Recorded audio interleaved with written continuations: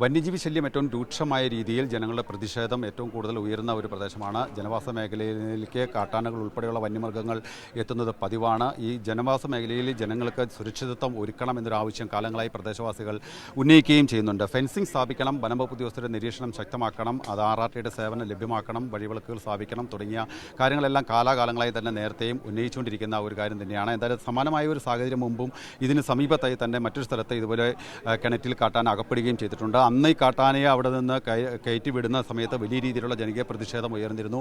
ആളുകളുടെ പ്രതിഷേധം മറികടക്കാൻ നിരോധനാജ്ഞ ഉൾപ്പെടെ പ്രഖ്യാപിച്ച ശേഷമാണ് അവിടെ നിന്ന് ഈ കാട്ടാനയെ അവിടെ നിന്ന് കരയ്ക്ക് കയറ്റി വിടാനായത്. ആനയെ അവിടെ നിന്ന് പിടിച്ചു മാറ്റണമെന്നൊരു ആവശ്യം വന്ന കാലങ്ങളായി നാട്ടുകാർ ഉന്നയിക്കുകയും ചെയ്തിരുന്നു. പക്ഷേ ആനയെ പിടിച്ചു മാറ്റാതെ അവിടെ നിന്ന് തുരത്തുകയാണ് ചെയ്തത്. പക്ഷേ ഇത്തവണ എന്തായാലും ഈ ജനവാസ മേഖലയിലേക്ക് ഈ കാട്ടാന എത്തുന്നത് പതിവായതോടുകൂടി ഇത്തരത്തിലൊരു അപകടം വീണ്ടും ആവർത്തിച്ചതിനെ തുടർന്ന് ഈ ആനയെ ഇവിടെ നിന്ന് കരയ്ക്ക് കയറ്റുന്നതിന് മുന്നോടിയായി വ്യക്തമായിട്ടുള്ള ഉറപ്പുകളും ധാരണകളും എല്ലാം തന്നെ കിട്ടണമെന്ന് തന്നെയാണ് പ്രദേശവാസികൾ പറയുന്നത്. വനംവകുപ്പ് ഉദ്യോഗസ്ഥരുടെ ഉന്നത ഉദ്യോഗസ്ഥർ സ്ഥലത്തെത്തണം, ജില്ലാ കളക്ടർ ഉൾപ്പെടെയുള്ള ആളുകൾ ഇവിടെ എത്തി ഇതിനൊരു പരിഹാരം ഉണ്ടാക്കണമെന്നൊരു ആവശ്യമാണ് നാട്ടുകാർ ഉന്നയിക്കുകയും ചെയ്തിരിക്കുന്നത്. എന്തായാലും